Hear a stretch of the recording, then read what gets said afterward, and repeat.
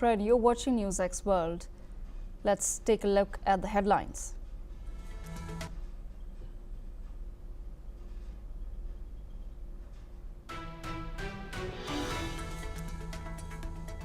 Indian Prime Minister Narendra Modi says terrorists and their backers will be hunted down and punished after 26 tourists were killed in Kashmir. Speaking in Bihar, he paid tribute to the victims and urged the nation to stand united in grief and resolve.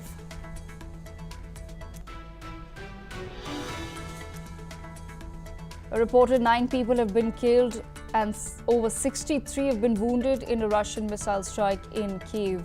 The attack on the Ukrainian capital has seen residential buildings damaged and the search for people under rubble is underway.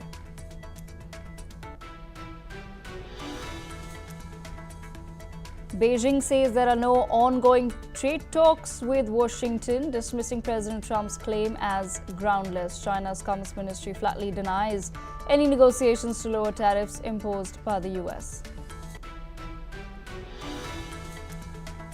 US President Donald Trump and Ukrainian leader Volodymyr Zelensky have clashed once again over the ending of the Russia-Ukraine war as Trump slams Kyiv's refusal to accept Russia's hold on Crimea.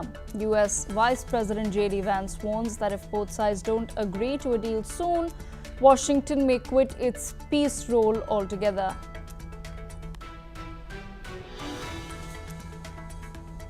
After January clashes involving 23 rebels, the Democratic Republic of Congo and Rwanda have vowed to pursue peace. A deal signed in Doha offers a rare sign of hope that the long-running conflict could see a turn towards calm.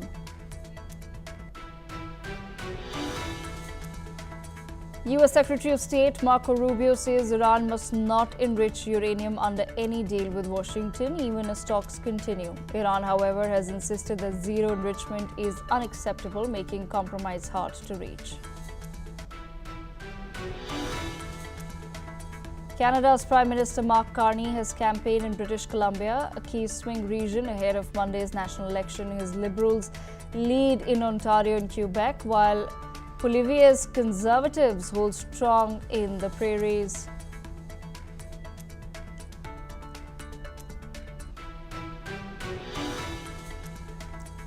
St. Peter's Basilica reopens as tens of thousands gather to pay their final respects to Pope Francis, laid in an open coffin. Vatican says nearly 50,000 worshippers have already come to bid farewell ahead of his funeral on Saturday. And our top focus, Indian Prime Minister Narendra Modi has vowed severe retribution for those behind the terror attack in India's Jammu and Kashmir, stating that India will track and punish the perpetrators till the end of the earth. He emphasized that terrorism will not go unpunished, with India's resolve to fight terrorism stronger than ever. In response to the attack, India has taken swift diplomatic action, suspending visa services for Pakistani nationals and revoking all existing visas. The Indian government has also closed its airspace to Pakistani airlines and suspended all trade with Pakistan. Meanwhile, Pakistan has retaliated by suspending all visas under the SARC visa exemption scheme for Indian nationals, excluding Sikh religious pilgrims. Islamabad also announced that it would close the Wagah border and put bilateral agreements with India, including the Simla agreement, on hold. Pakistani Prime Minister Shehbaz Sharif has convened a National Security Committee meeting to discuss India's water sharing treaty suspension, declaring any attempt to stop the flow of water as an act of war. Pakistan has vowed to defend its sovereignty with full force.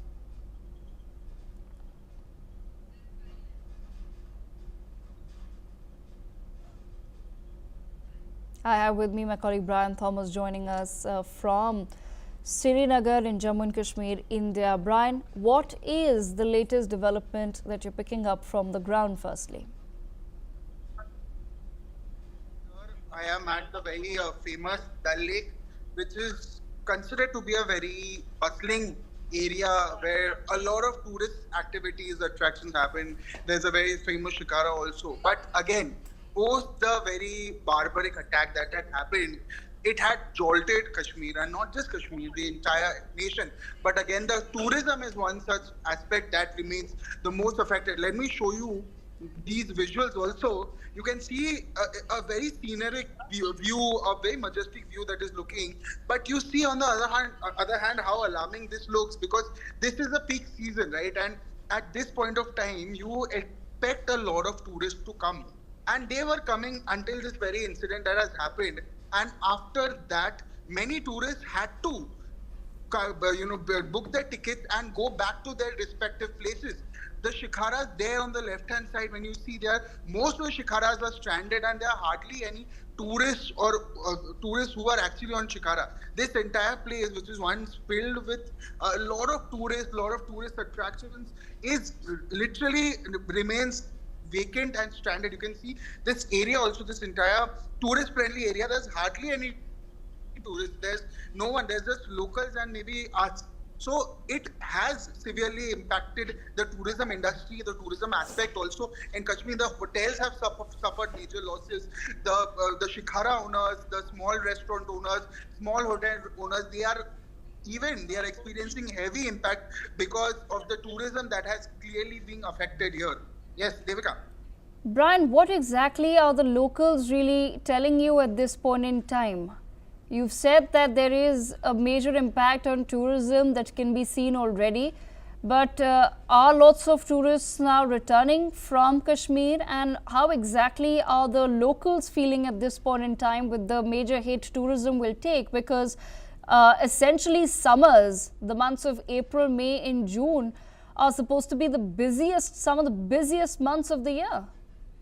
Well, clearly, Devika, we've earlier spoken to many locals here, small hotel owners, small restaurant owners, and they had only one thing to say, that even though, yes, the entire Kashmir, the locals are standing against the brutality that has happened, they even, took yesterday as a black day. They were wearing black, they were hovering black flags, wearing black shirts.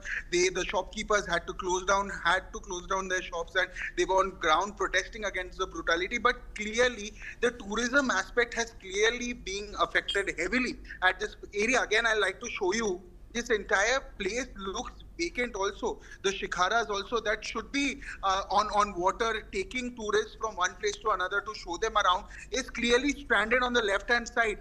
All major shikharas, most of the shikharas, just 2 or 3 shikharas are actually on water with maybe 1 or 2 tourists who are here. But most of the shikharas on the left hand side are stranded there. This entire place that should be at this very point of time, when you said it's summers and it is a peak season, should be on water, but they are all stranded, and they are hoping that they are also wondering, and it's a big loss for them also, because it is clearly affecting their businesses itself heavily. Okay, Brian, thank you so much for joining us. We also have Brigadier Rajan Jamwal, defense expert, joining me on the broadcast. Brigadier Jamwal, I want to begin by asking you, how do you react to Pakistan suspending all bilateral agreements with India, including the Simla Agreement of 1972? What really are the implications?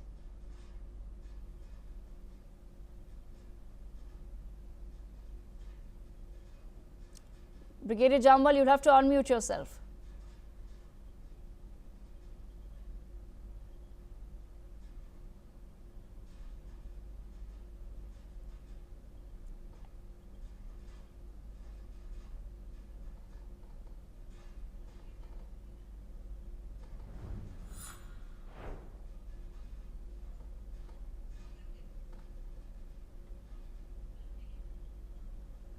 All right, we leave it there. Meanwhile, yeah, I got it. Yeah. Can you hear me now? Yes, Brigadier Jamwal. Yes, sir. We can hear you. Go ahead. Yeah. What I was saying was, they have just gone for reciprocal. Everything is reciprocal, except that the Shimla agreement stands, again suspended. But they were never following Shimla agreement. Everything they were trying to, raise in UN. So it effectively does not matter what they said. Everything else is exactly what we had done.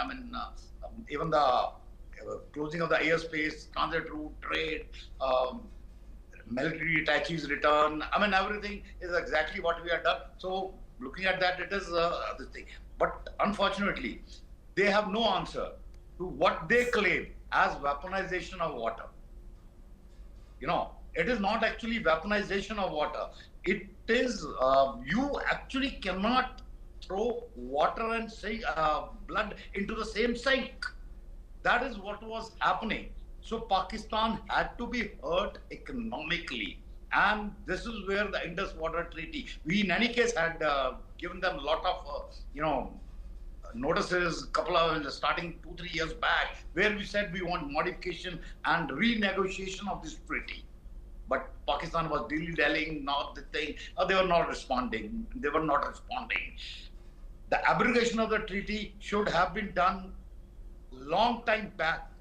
It should have been done in 26 by when 26/11 happened. It should have been done that time also, but unfortunately, it did not happen.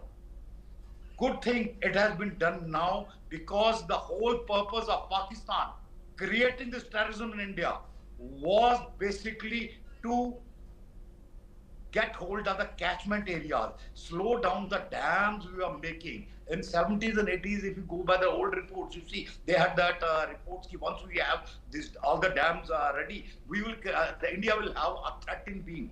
Unfortunately for them, that threatened being is actually being created despite whatever they wanted to do. And this is what I've been repeatedly telling. That is the prime reason they shifted insurgency to Jammu region, which did not have any homegrown insurgency, because the catchment areas are in Jammu region.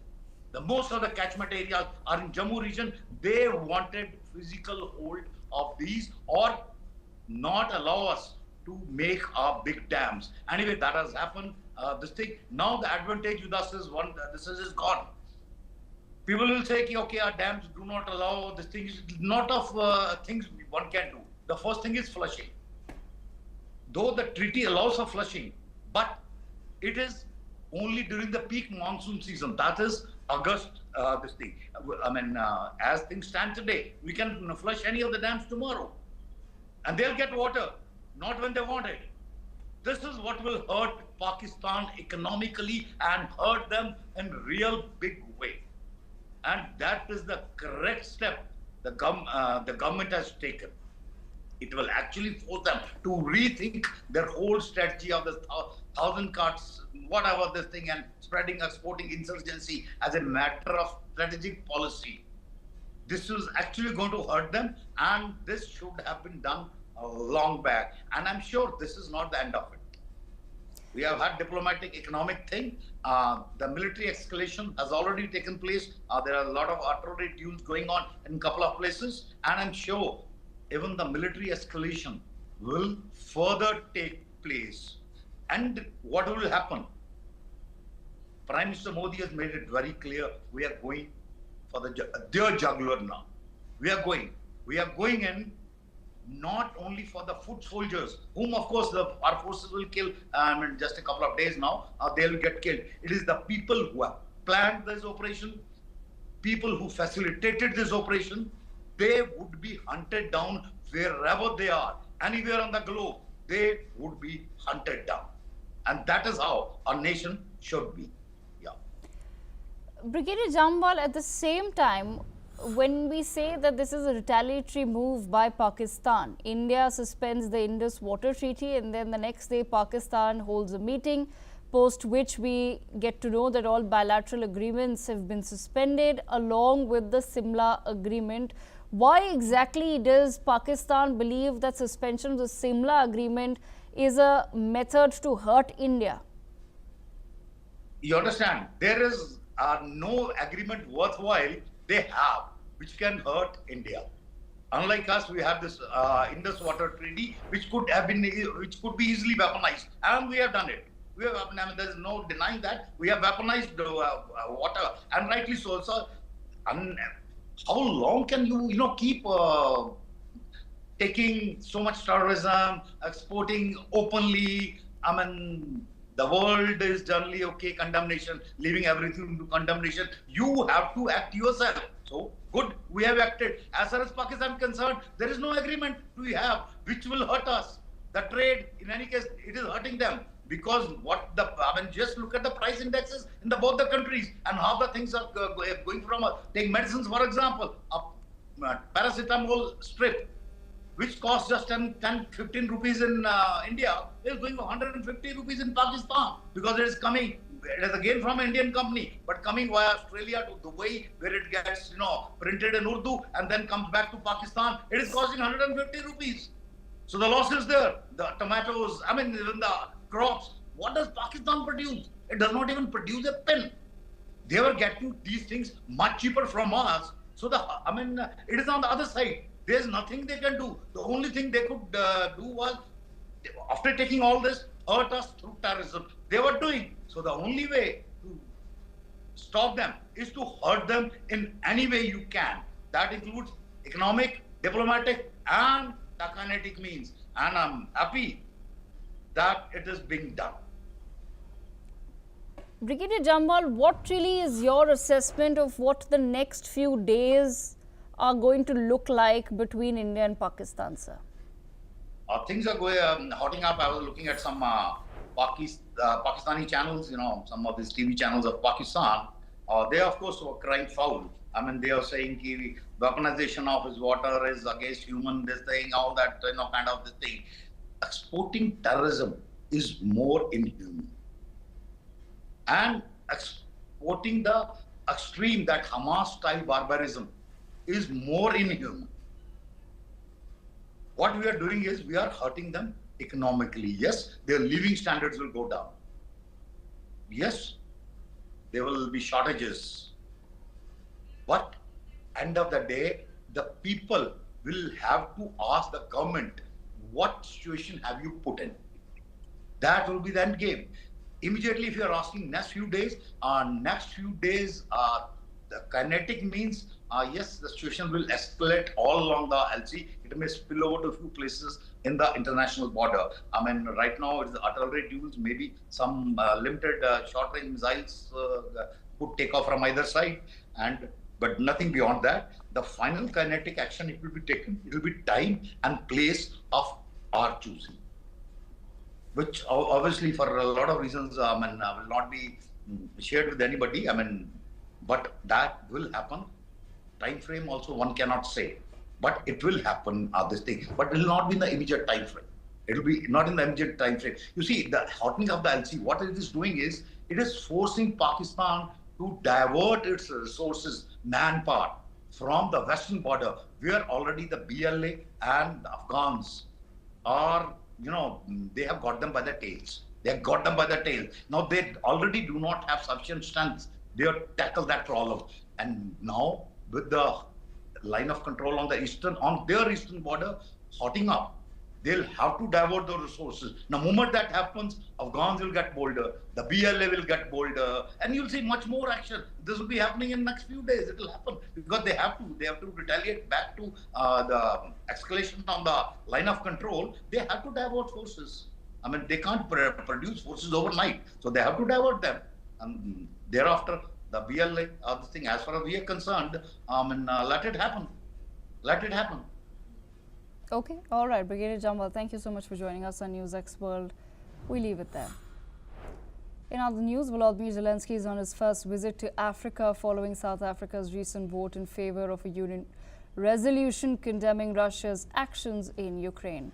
Speaking in Pretoria, he said that while Ukraine adhered to the easiest ceasefire, Russia has continued its attacks. Russian Foreign Ministry spokesperson has told reporters that it was becoming clearer by the minute that Zelensky lacked the capacity to negotiate a deal to end the war. Let's hear what she had to say. С каждым часом, с каждой секундой становится все более очевидно недоговороспособность Зеленского. Вслед за саботажем 30-дневного моратория на удары по объектам энергетической инфраструктуры, а мы об этом неоднократно говорили в ходе брифингов с фактами на руках, это доказывая. А я напомню, ВСУ тот мораторий 30-дневный нарушили 136 раз. Собственно, киевский режим сорвал и тот мораторий, также он сорвал и объявленное президентом России Владимиром Путиным 30-часовое пасхальное. Meanwhile, media reports say that at least 9 people have been killed and more than 70 have been injured in Kyiv following one of the most devastating air attacks on Ukraine in months. Kyiv and other cities were also targeted. Russia launched 145 drones and 70 missiles, including 11 ballistic missiles, with Ukraine's Air Force shooting down 112 of them. Zelensky has cancelled part of his South Africa trip after the deadliest Russian attack on Kyiv since July. The Kyiv attack happened just hours after Donald Trump criticized Zelensky for refusing to recognize Russia's control of Crimea. Trump has also criticized Zelensky's approach to peace talks. Let's hear his comment.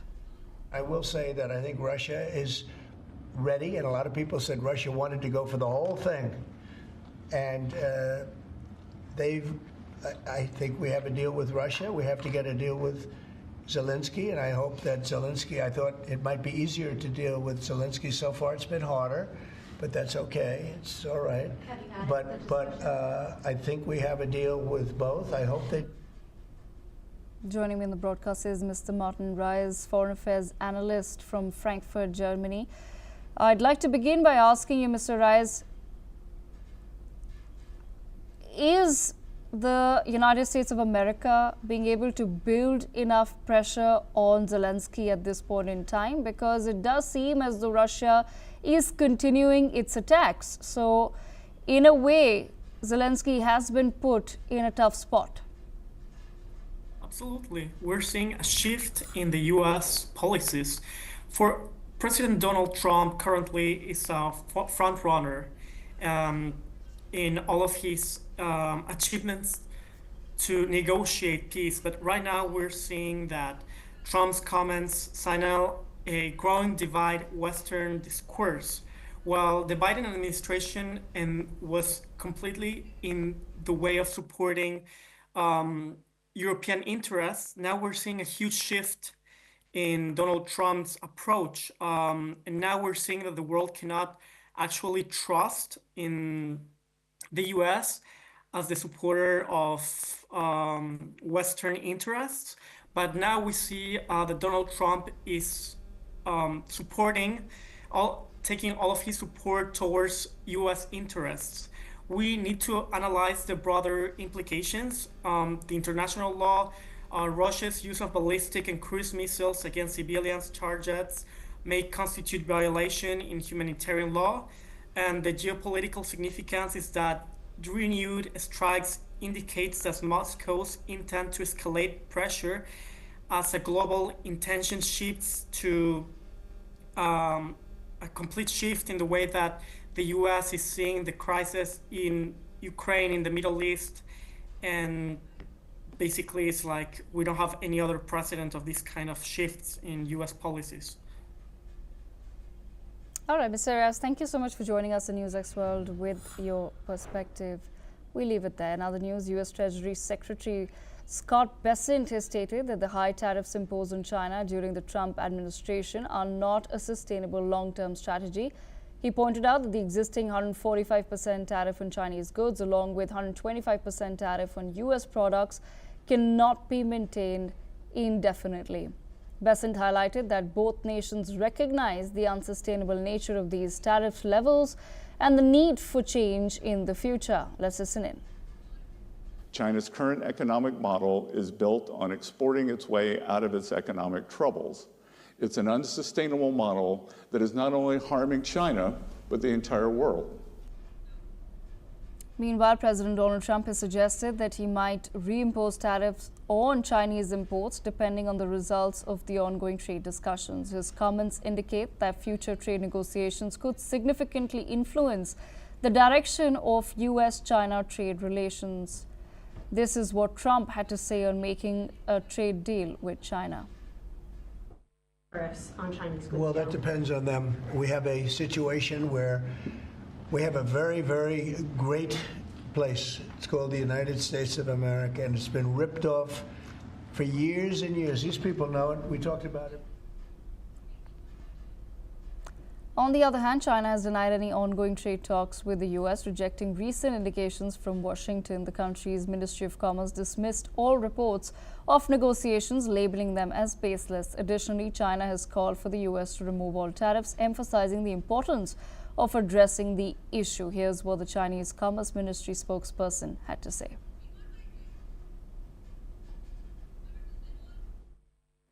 作为对外经贸关系的主管部门，我想强调的是，目前中美之间未进行任何经贸谈判，任何关于中美经贸谈判进展的说法都是捕风捉影，没有事实。